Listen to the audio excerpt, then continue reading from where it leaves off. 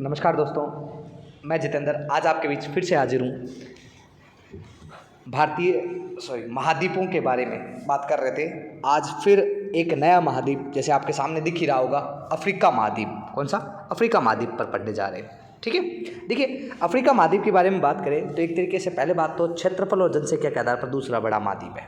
पहला कौन सा है? पहला एशिया है, याद रखना, जनसंख्या में भी और क्षेत्रफल में भी। उसके बाद में इसकी खोज के बारे में बात करें तो इसकी खोज की थी एक तो स्टेनले तथा एक दूसरे का नाम था लिविंगस्टोन।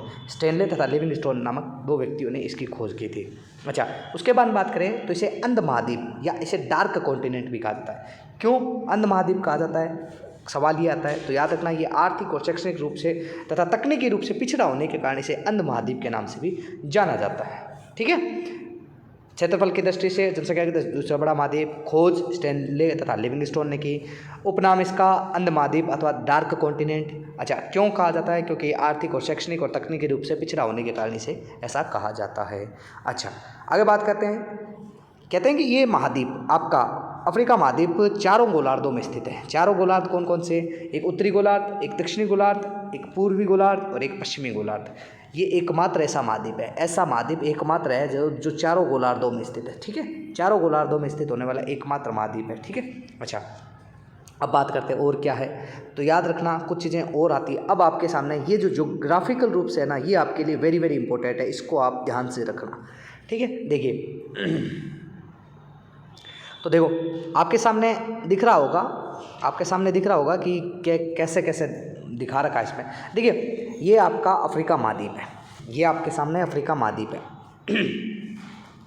अफ्रीका महाद्वीप के उत्तर में एक सागर है जिसका नाम है भूमध्य सागर। कौन सा सागर है? भूमध्य सागर। अच्छा, भूमध्य सागर।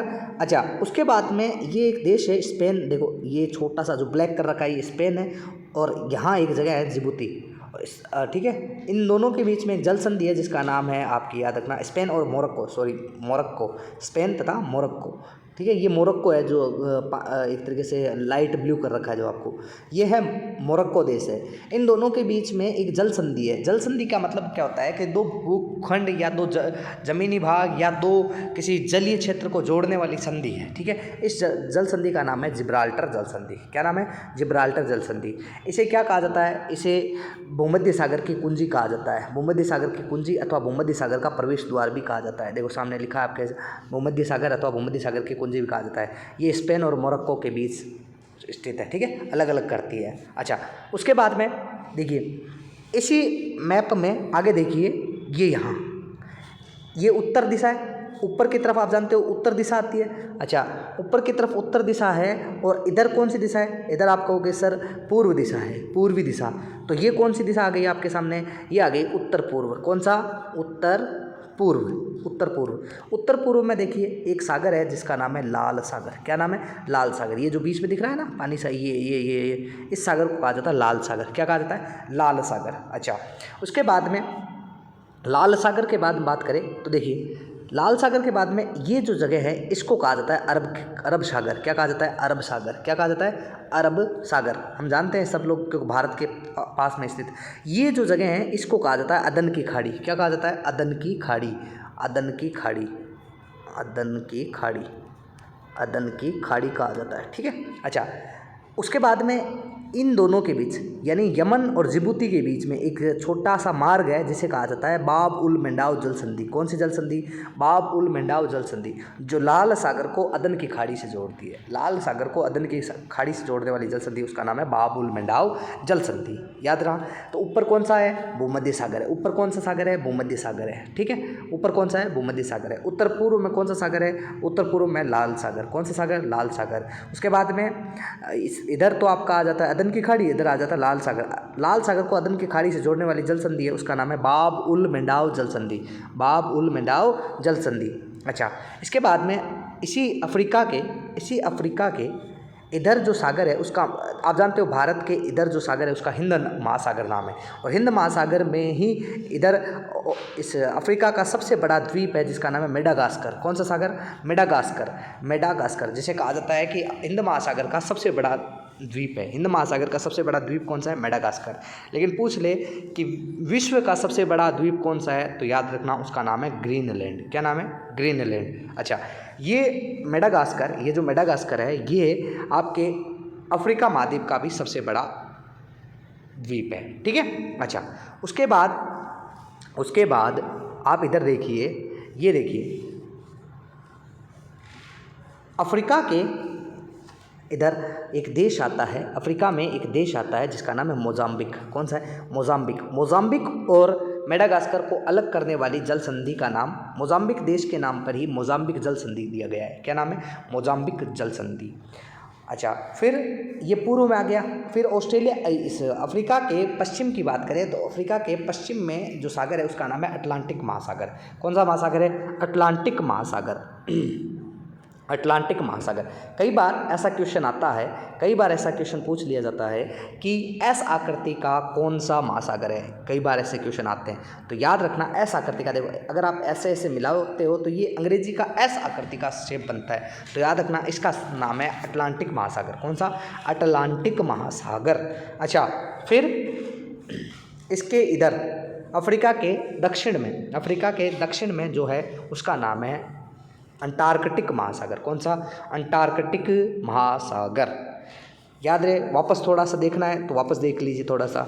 तो याद रखें कि अफ्रीका के उत्तर में तो भूमध्य सागर, अफ्रीका के उत्तर पूर्व में लाल सागर, अफ्रीका के दक्षिण में इधर पूर्व में हिंद महासागर, अफ्रीका के दक्षिण में अंटार्कटिक महासागर, अफ्रीका के पश्चिम में अटलांटिक महासागर स्थित है। ठीक है, याद रह जाएगा, बिल्कुल याद रखना है बच्चों आपको। ठीक है, इतना समझ आया होगा। अब देखिए, जो चीज़ें अभी हमने पढ़ी वो यहाँ चीज़ें लिखी हुई है, वो चीज़ें यहाँ लिखी हुई है, उन चीज़ों को समझना है। देखिए, बात आती है पश्चिम में क्या है, तो पश्चिम में सर अटलांटिक महासागर, पूर्व में क्या है? हिंद महासागर, दक्षिण में क्या है? दक्षिण में है अंटार्कटिक महासागर। अच्छा, उत्तर में क्या है? भूमध्य सागर। उत्तर में क्या है? भूमध्य सागर। उत्तर पूर्व में लाल सागर। अच्छा, इसके बाद एक छोटी सी चीज़ और समझना, कि यहाँ से क्या क्या, पहले ये ज़मीनी पार्ट जुड़ा हुआ था, ऐसा जुड़ा हुआ था ज़मीनी पार्ट। ठीक है, जुड़ा हुआ था, तो उस समय क्या किया गया, यहाँ से एक नहर निकाली गई जो कि क्या करती है? भूमध्य सागर को लाल सागर से जोड़ती है। इसका नाम है स्वेज नहर। क्या नाम है? स्वेज नहर। इसका नाम है स्वेज नहर। क्या नाम है? स्वेज नहर। याद रहेगा, स्वेज नहर। तो याद रखना, भूमध्य सागर को लाल सागर से जोड़ने वाली जो नहर है उसका नाम है स्वेज नहर। दोनों को जोड़ने वाली नहर है। ठीक है। अच्छा, इसीलिए स्वेज नहर को ब्रिटिश साम्राज्य की स्नायु नाड़ी के नाम से जाना जाता है। ब्रिटिश साम्राज्य की स्नायु नाड़ी मतलब क्या है कि ब्रिटिश समय जितने भी व्यापार वगैरह होते थे जहाज़ों से जो इधर उधर जाते थे वो यहीं से आते थे, वो इसी जगह से जाया करते थे। ठीक है।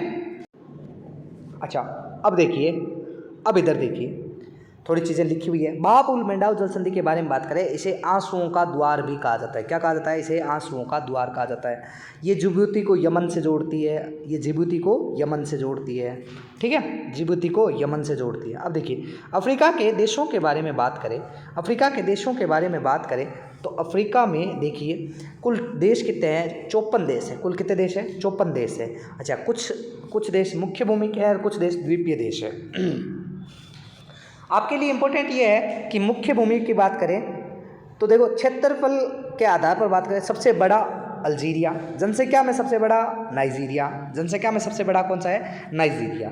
द्वीपीय देशों की बात करें, मेडागास्कर, मॉरिशस, कोमेरोन, सेशेल्स, रोसेल्स, उसके बाद कैप वर्दे और साउथ टोमे, कुछ भी आ जाए आप याद रखना। ये जो 4 देश है वो तो है हिंद महासागर में, और लास्ट 2 है वो अटलांटिक महासागर में। ठीक है, इधर 4 तो है हिंद महासागर में और लास्ट 2 है वो है अटलांटिक महासागर में। क्षेत्रफल की दृष्टि से याद रखना भाई, क्षेत्रफल की दृष्टि से बड़ा कौन सा है? क्षेत्रफल की दृष्टि से बड़ा है अल्जीरिया। जीरा छोटा होता है लेकिन बड़ा है, ऐसा याद रखना, अल्जीरिया। और इधर जनसंख्या में नाइजीरिया। ठीक है, नाइजीरिया बड़ा है। अच्छा, आगे देखिए, हिंद महासागर का सबसे बड़ा द्वीप कौन सा है? हिंद महासागर का सबसे बड़ा द्वीप है, उसका नाम है मेडागास्कर। क्या नाम है? मेडागास्कर। कौन सा है? मेडागास्कर। ठीक है। अच्छा, पीछे की स्लाइड में हमने एक ग्रीनलैंड के बारे में पढ़ा था, मतलब पढ़ा नहीं, हमने कुछ चीज़ें उसको वहीं रोक दिया था। ठीक है, उसको वापस हम पढ़ लेंगे, लेकिन थोड़ा सा इधर देखते हैं। देखिए, ये आपके सामने अफ्रीका का जो देश है, कौन से कहाँ है, वो सारे लिखे हुए हैं। आप मतलब डायग्राम बना रखा है, आप इसको आराम से समझ सकते हैं घर जाकर, या फिर कॉपी में मैप से कैसे भी देख सकते हो। इधर मैं बताया था भूमध्य सागर है, फिर इधर मैंने कहा था आपको लाल सागर है, फिर यहाँ से एक नहर है, फिर इधर हिंद महासागर है, फिर इधर अटलांटिक महासागर है, नीचे आर्कटिक महासागर है, याद होगा। ये मेडागास्कर है, ये मोजाम्बिक है, यहाँ जल संधि है, उसका नाम है मोजाम्बिक जल संधि। ठीक है, ये है अपना अफ्रीका महाद्वीप का पूरा मतलब एक तरीके से मैप, कैसा अफ्रीका दिखता है। अच्छा, फिर देखिए, अफ्रीका महाद्वीप एक ऐसा महाद्वीप है जहाँ से तीनों रेखाएं गुजरती है। कौन कौन सी? तो ऊपर से बात करें तो ऊपर से एक रेखा निकलती है जिसका नाम है कर्क रेखा। कौन सी रेखा? कर्क रेखा ऊपर से निकलती है। फिर एकदम बीच से निकलती है, उसका नाम है भूमध्य रेखा। कौन सी? भूमध्य रेखा। अच्छा, फिर बात करें अगली, तो लास्ट में दक्षिण से गुजरने वाली है, वो है मकर रेखा। कौन सी है? मकर रेखा। अच्छा, इधर से एक रेखा आती है जीएमटी रेखा। कौन सी? जीएमटी रेखा। ठीक है, कौन सी? जीएमटी रेखा। ये यहाँ से गुजरती है लगभग, ये ऐसे जीएमटी रेखा ऐसे गुजरती है। तो लगभग तीनों रेखाओं पर स्थित पूछ ले कि दुनिया का ऐसा कौन सा महाद्वीप है जो तीनों मुख्य रेखाओं पर स्थित है, उसका नाम है अफ्रीका कॉन्टिनेंट। कौन सा है? अफ्रीका महाद्वीप। याद रहेगा। चलो नेक्स्ट स्लाइड पे चलते हैं।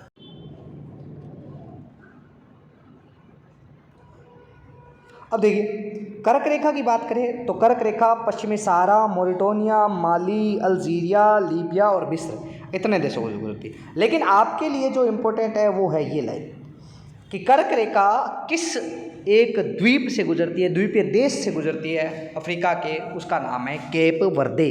कौन सा है? केप वर्दे। केप वर्दे। नेक्स्ट बात करें तो भूमध्य सागर, देखिए भूमध्य सागर जिस द्वीपीय देश से गुजरती है उसका नाम है साओ टोमे या साओ टासो, जैसे आप याद रहे।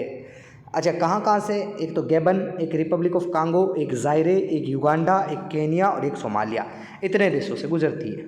ठीक है। अच्छा, फिर देखिए उसके बाद आती है मकर रेखा। कौन सी रेखा? मकर रेखा। अच्छा, मकर रेखा की बात करें तो मकर रेखा जिस द्वीपीय देश से गुजरती है उसका नाम है मेडागास्कर। क्या नाम है? मेडागास्कर। ये नामीबिया, बोत्सवाना, दक्षिण अफ्रीका, मोजाम्बिक आदि देशों से गुजरती है। ठीक है। अच्छा, फिर देखिए मेडागास्कर हो गया, मोजाम्बिक और मेडागास्कर से गुजरती है। आगे देखो हॉर्न ऑफ अफ्रीका, इससे क्वेश्चन आए हैं इसीलिए ज़रूरी है। हॉर्न ऑफ अफ्रीका ये क्या है सर? हॉर्न ऑफ अफ्रीका इसे कहते हैं अफ्रीका का सींग। क्या कहते हैं? अफ्रीका का सींग कहा जाता है। देखो पहले इरिट्रिया, जिबूती, इथोपिया और सोमालिया। इरिट्रिया, जिबूती, इथोपिया और सोमालिया, इतने 4 देश हैं जो हॉर्न ऑफ अफ्रीका में स्थित है। कितने देशों में? हॉर्न ऑफ अफ्रीका में स्थित है। ये यहाँ देखो हॉर्न ऑफ अफ्रीका, देखो ये 4 देश, 1 2 3 और 4, ये एक हॉर्न बनता है। इसे देखो सींग सा बन रहा है, एक सींग सा बन रहा है ना, इसीलिए इसे हॉर्न ऑफ अफ्रीका के नाम से जाना जाता है। ये एक सींग सा बन रहा है, सींग सा। ठीक है, इसे हॉर्न ऑफ अफ्रीका के नाम से जाना जाता है। ठीक है। अच्छा, अब बात करते हैं सोमाली प्रायद्वीप। सोमाली प्रायद्वीप की बात करें तो अफ्रीका का सबसे बड़ा प्रायद्वीप है। अफ्रीका का सबसे बड़ा प्रायद्वीप कौन सा है? सोमाली प्रायद्वीप है। कौन सा प्रायद्वीप है? सोमाली प्रायद्वीप है। केप ऑफ गुड ऑफ क्या है? इसे आंसांतरिक भी कहा जाता है। ये अफ्रीका का दक्षिणतम बिंदु है। अफ्रीका का दक्षिणतम बिंदु है। एक पुर्तगाली राजा थे किंग जॉन सेकंड, उन्हीं के नाम पर इसे नाम दिया गया है। एक जगह है बार्थोलोमिया डियाज, बार्थोलोमिया डियाज, इसे समुद्री तूफानों की भूमि के नाम से भी जाना जाता है। समुद्री तूफानों की भूमि के नाम से भी जाना जाता है। किसको? बार्थोलोमिया डियाज को। अफ्रीका एक गोंडवाना लैंड का हिस्सा है। किसका भाग है? अफ्रीका गोंडवाना लैंड का हिस्सा है। तो हॉर्न ऑफ अफ्रीका में पूछे कौन कौन सा है, तो हॉर्न ऑफ अफ्रीका में याद रखना इरिट्रिया, जिबूती, सोमालिया और Ethiopia. Eritrea, Djibouti, Ethiopia, Somalia. Eritrea, Djibouti, Ethiopia, Somalia. अच्छा, सोमाली प्रायद्वीप क्या है? अफ्रीका का सबसे बड़ा प्रायद्वीप है जिसका नाम है सोमाली प्रायद्वीप। उसके बाद में कैप ऑफ गुड ऑफ क्या है? आसांतरीप है। ठीक है, अफ्रीका का दक्षिण। अच्छा देखो, प्रायद्वीप, द्वीप, इससे कई क्वेश्चन आते हैं। देखना, सुनना चीज़ को। द्वीप की बात करें, द्वीप क्या है? तो यानी ऐसा कोई क्षेत्र ऐसा कोई क्षेत्र जो चारों ओर से पानी से घिरा हुआ हो, उस क्षेत्र भूखंड को क्या कहा जाता है? द्वीप कहा जाता है। अच्छा, अगला आता है प्रायद्वीप। प्रायद्वीप का मतलब क्या होता है? प्रायद्वीप का मतलब ये है कि ऐसा कोई भूखंड जो तीन ओर से ज़मीन से घिरा हो, ऐसा कोई भूखंड जो तीन ओर से ज़मीन से घिरा हो उसे बोलते हैं प्रायद्वीप। अच्छा, उसके बाद आता है खाड़ी। खाड़ी का मतलब क्या है? खाड़ी का मतलब है कोई, जैसे देखो फॉर एग्जांपल ऐसे कोई खाड़ी है, ये ज़मीनी पार्ट है, ये ज़मीनी पार्ट है, ज़मीनी पार्ट है और यहाँ पानी है, तो उसे कहा जाता है, क्या कहा जाता है? उसे कहा जाता है अपने खाड़ी। तो तीन ओर से ज़मीन से घिरा हो, बीच में पानी हो, तो उसे बोलते हैं खाड़ी। अच्छा, ऐसा कोई भूखंड, ऐसा ये भूखंड है और इसके चारों तरफ इधर उधर पानी है, तो उसे क्या बोलते हैं? उसे बोलते हैं अपने प्रायद्वीप। ठीक है, चलें आगे। आगे देखिए, आगे बात करें अफ्रीका के बारे में। देखो ये मैंने जो अभी बताई बात, अफ्रीका में एक कर्क रेखा गुजरती है, ये रही सामने। अफ्रीका से भूमध्य रेखा गुजरती है, अफ्रीका से ही मकर रेखा गुजरती है। अफ्रीका से ही एक रेखा गुजरती है जिसका नाम है 0 डिग्री, इसी कहते हैं ग्रीनविच रेखा, इसी को कहते हैं GMT रेखा, इसी को कहते हैं प्रधान रेखा, इसी को कहते हैं मध्याह्न रेखा। ठीक है, प्रधान रेखा, मध्याह्न रेखा, 0 डिग्री, ग्रीनविच रेखा, इसी को कहा जाता है। ठीक है। अच्छा, GMT की बात करें तो GMT यूरोप के 3 देशों और अफ्रीका के 5 देशों से गुजरती है। यूरोप के 3 और अफ्रीका के 5 देशों से गुजरती है। यूरोप के कौन कौन से हैं? तो इंग्लैंड है, फ्रांस है, स्पेन है। इंग्लैंड है, फ्रांस है, Spain. England, France, Spain. EPS, ऐसे याद रखना, EPS यूरोप के EPS, यूरोप से EPS। अच्छा, माली, अल्जीरिया, बुर्किना फासो, घाना और टोगो, ये अफ्रीका के वो देश है जहाँ से GMT रेखा गुजरती है। अफ्रीका के वो देश है जिससे GMT रेखा गुजरती है। चलिए आगे देखिए, अब बात करते हैं अफ्रीका की प्रमुख पर्वत श्रृंखलाओं के बारे में बात करें तो प्रमुख पर्वत श्रृंखलाओं पर डिस्कस करें तो देखिए, जैसे अफ्रीका में इधर देखिए सबसे बड़ी चीज़ है, क्योंकि कल की क्लास में हम इसके बारे में और जिक्र किया करेंगे, तो देखना एक है माउंट केनिया। माउंट केनिया ये क्या, एक मृत ज्वालामुखी है। क्या है? एक मृत ज्वालामुखी है माउंट केनिया।